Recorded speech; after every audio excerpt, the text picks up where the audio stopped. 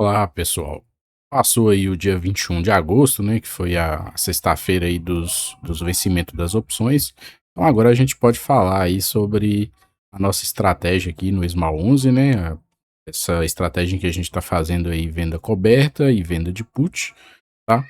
E falar aí quais foram os resultados, né? Lembrando que a gente acabou fazendo uma operação mais longa, tinha aberto essa operação lá em junho, final de junho, com vencimento agora em agosto, né, justamente porque o ativo tinha caído muito, né, então foi uma forma de tentar vender strike mais longe e receber algum prêmio, tá? E aí a gente vai mostrar aqui o que aconteceu e principalmente nessa queda aí, o que, que a gente teve que fazer com a put, né, que ficou dentro do dinheiro. Então eu vou começar falando aqui da put, né, a gente tinha vendido o strike 105.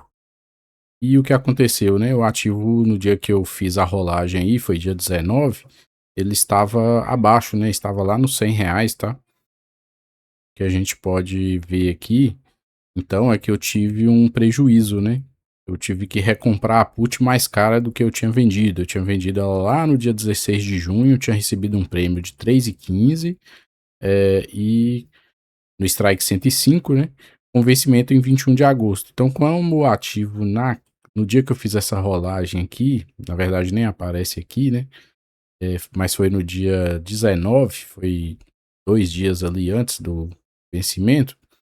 No dia 19, o ativo chegou a fechar ali fechou em 99,94, tá? Na hora que eu fechei ali, ele estava tentando ali bater os 100 para R$ 101. E aí eu fiz o que a gente fala de rolagem, né? Recomprei então essa put com prejuízo, né?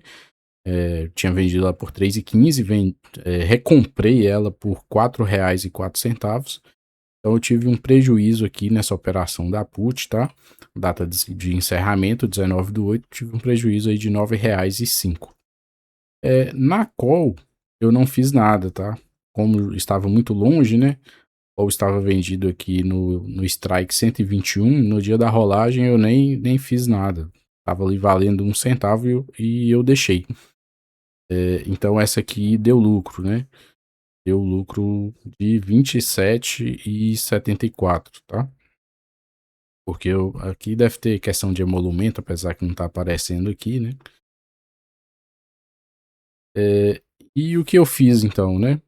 Eu peguei e vendi uma put novamente, e recebi um valor acima do que eu tinha gastado ali, né? Eu gastei R$ 4,04, e aí eu fui lá e vendi uma put. E na verdade, o que eu fiz, né? Para absorver esse prejuízo que eu tive ali na put, né? Naquela que eu tive que recomprar a put mais cara, né? Eu fiz aí o que a gente chama de rolagem, né? E vendi um strike, vendi uma put novamente, mais à frente, e ao mesmo tempo aproveitei para baixar o strike, né? Então o que aconteceu? Eu recomprei a put do que vencia 21 de agosto por R$ 4,04, eu acho, ou 4,07, foi uma coisa assim. E aí eu fui procurar uma forma de vender ali uma put novamente em que eu conseguisse receber esse valor, né? Não é mesmo tentando empurrar e talvez com o tempo que acontece, né? Se o Small 11 subir um pouco, aí ele volta aí para o lucro, né? Dessa operação. Essa operação passa de uma operação que está dando prejuízo para uma operação que daria lucro, tá? Então o que eu fiz, né? Novamente, não, se eu vendesse ali para setembro, não ia ficar tão legal, ou ia estar recebendo só mesmo o valor, né? Talvez igual ou um pouco abaixo, né? Dos R$ 4,04. Eu acabei preferindo para jogar mais para frente também, até para dar mais tempo, né? Para ver se o ativo se recupera. Não sei se vai acontecer isso, né? A gente pode até olhar ali no gráfico, a gente percebe que está com uma tendência de baixa nesse momento. Então eu vendi lá para o dia 16/10, recebi R$ 5,08, então, ganhei em tese, né, R$ 1 aí nesse momento, mas claro, esse R$ 1 aí só vai se concretizar se realmente o ativo subir ou pelo menos ficar parado, né, porque aqui tem um pouco de valor extrínseco ali, né, por mais que na hora que eu vendi ali o papel estava abaixo, mas ele estava nos R$ 100, E eu vendi o Strike 102, então eu melhorei também, né, a questão do delta aí estrutural, né? Eu estava vendido numa put dos R$ 105 e agora eu estou vendido numa put dos 102. Então a minha obrigação agora é de comprar o Small 11 em R$ 102 e não mais em 105, né? Então meio que pelo menos melhora um pouco aí o meu preço, se eu realmente for obrigado a comprar o papel. Então, querendo ou não, essa put aqui tinha um valor extrínseco ainda interessante, né? R$ 3,08 de extrínseco, né? Já tinha R$ 2 ali no momento que eu estava fazendo a operação. Eu acho que é quase R$ 2. Eu acho que estava sendo uns 100, cento e poucos reais o Small no momento que eu fiz a operação, né? Então, tudo bem que tá mais longe, né? É para outubro. Mas aí até a passagem do tempo, se o ativo se estabilizar um pouco, essa operação começa a dar lucro aí, né? É, Mesmo eu tendo dinheiro na renda fixa, então eu preferi não deixar ser exercido naquele momento, porque, querendo ou não, a renda fixa ali está remunerando o capital, e toda vez que eu fico mexendo lá com o dinheiro da renda fixa, eu tenho que pagar imposto, né? Então, quanto mais eu demoro aí para mexer com aquele dinheiro lá da renda fixa, é melhor. Se chegar em algum momento ficar muito difícil, né? Essa rolagem aqui não conseguir fazer ali pelo menos no 0 a 0, recebendo alguma coisa, igual foi essa, né? Que eu paguei R$ 4 e recebi 5,8 e ainda consegui baixar o strike. Então aí realmente eu tenho que deixar aí para exercício e compro ativo. Mas enquanto não, a gente vai fazendo essa rolagem aí e tentando empurrar um pouco mais para frente. E no mesmo dia também o que eu fiz? Eu vendi calls, né? Aí já nas calls eu meio que assumi um pouco aí de risco, né? O que eu tive que fazer? Eu vendi uma call aqui no strike mais abaixo, 116, enquanto o meu preço médio, depois a gente vai olhar ali, eu acho que tá lá nos R$ 120, né? Então aqui eu tenho um risco de ter que vender o ativo abaixo do meu preço médio. Isso seria um problema aí na estratégia de venda de calls. Mas isso foi tentando receber algum prêmio aqui que compensasse, né, em fazer a operação. Vocês podem perceber que a quantidade aqui aumentou, né? Está em 26, antes estava 24. Que querendo ou não, sempre quando sobra algum valor ali na corretora, eu acabo indo lá e comprando uma cota, né? É, um mês ali para o outro, até 2 vezes no mês, então eu vou lá e compro, né? Até mesmo de outras operações, né? Que vai fazendo com venda de calls ou venda de put. Quando sobra algum troco lá, a gente vai comprando ali os ativos que tem na carteira, tá? Então, na venda de call eu recebi 34, 32 e tem esse risco, né? Então, se o Small 11, né, não é bem o que está aparecendo, subir muito rápido, aí sim eu teria problema aqui que eu teria que entregar ele abaixo do meu preço médio. A gente pode olhar aqui qual é o preço médio do Small 11, né? Eu tenho 26 cotas do Small 11 com preço médio de 120,36, né? Até pensei em vender o Strike 120, mas aí era um valor muito baixo, né? Aí eu preferi me arriscar um pouco e receber aqueles 1,32 e talvez com a passagem do tempo, esse valor extrínseco vai desaparecendo, se o ativo ficar parado, aí tem como eu recomprar essa call mais barato do que o valor que eu vendi. Então, em um resumo aqui da carteira, o que a gente tem, né? As cotas do LFTS 11, né? A gente tem 9 cotas aí do LFTS 11, que seria o único ativo aqui que está em lucro, renda fixa, então ele é meio que uma escadinha aqui, né? Um ETF de renda fixa, só vai subindo aí a cada dia. Tem um lucro aí de 14% nele, então. Não, aqui eu não vou. E o Small 11, né? Como eu falei, esse aqui a gente tem um prejuízo aí de 15%. Então, meio que é como se percentualmente é como se um estivesse anulando o outro, mas como aqui tem mais capital o ativo de renda variável, né?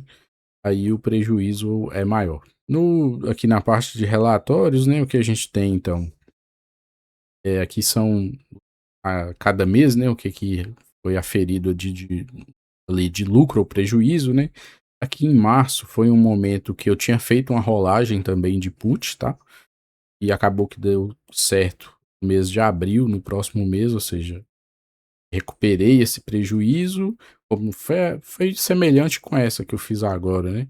Como eu vendi ali uma put e recebi bastante, aí o ativo subiu um pouco, então eu consegui encerrar e ter bastante lucro na operação, é o que a gente viu aqui, né? Então aqui ver aqui no mês de abril essa barra aqui maior de lucro, mas é como se tivesse perdido, tem essa parte aqui, né, que tá ali dentro. Então no mês de agosto, que a gente teve de lucro aí foi só 18,69, né, que é o que a call ali deu lucro, mas a put deu prejuízo, tá? Então aqui é meio que a renda que a gente está conseguindo fazer. E aí é até legal, né, a gente ver essas barras aqui com valores diferentes que muitas vezes você pode ouvir falando assim, fazer estratégia de opções para gerar uma renda mensal. E aí você já consegue ver que não é bem assim, né? Você vai conseguir fazer, mas tem meses que você vai ter prejuízo, né? Nesse caso aqui foi porque eu fiz uma rolagem. Se eu tivesse só assumido a compra do papel, não ia ter essa barra vermelha aqui de prejuízo, tá? No mês de agosto a gente vê que tá. Não é o menor é só lá quando começou, né? Porque a quantidade de ativo estava menor, né? Mas, deixa eu ver, 12,60 que é 18. É a segunda renda menor que a gente tem aqui no nosso histórico, tá? Então, querendo ou não, isso aqui é renda variável, né? Não é bom acreditar naquela ideia. Você vai conseguir ter uma renda linear com renda variável, tá? Aqui muitas vezes a gente faz o quê? É tentando buscar ali um valor extra, tá? Melhorar a sua taxa. Claro que nesse caso aqui, quando o ativo cai, né? É o que a gente viu aqui. E aí, mais uma vez, a renda variável, né? Você fica tendo essa questão aí de um prejuízo ali. E depende desse ativo performar aí e se recuperar no futuro. Como é um ETF, né? A gente tem a esperança aí de que ele dê uma recuperada em algum momento, claro. Mas aqui a gente percebe que ele nesse momento está uma tendência de baixa, né? E não sabe se ele vai se recuperar. Põe aí no gráfico semanal. Teve aquele pico aí, né? Aquele rally de final de ano aí. Na verdade, no início desse ano, chegou lá na região do 130 e agora está aqui no 102. Começou a mostrar aqui uma característica ali como se tivesse uma pequena recuperação, mas pode ser só uma correção, né? Nada sobe direto e nada cai direto, né? Ele sobe, cai aqui, sobe de novo, cai, sobe de novo, e na hora que tá caindo também ele faz a mesma coisa. Cai, sobe, se recupera, cai, sobe. Então ele pode só voltar aqui e depois continuar a queda. Isso aí não sabe, tá? Mais uma questão macro, né? Então, querendo ou não, ele é um ativo que tem apanhado, né? O Small 11, por ser as ações small caps, né? Elas acabam sofrendo mais com esses cenários de incertezas de juros, tá? Ela tá aí com a queda de 23%. Talvez a única vantagem aí do ETF, né? Claro que se você conseguir escolher ações ali de forma individual, com mais critério, pode ser melhor. Mas a grande vantagem do ETF muitas vezes é que ele não vai quebrar, não vai a zero, né? Porque ele tem uma cesta de ativos, né? Pode ter um ou outro ativo ali que vai quebrar, vai a zero, mas ele não vai quebrar.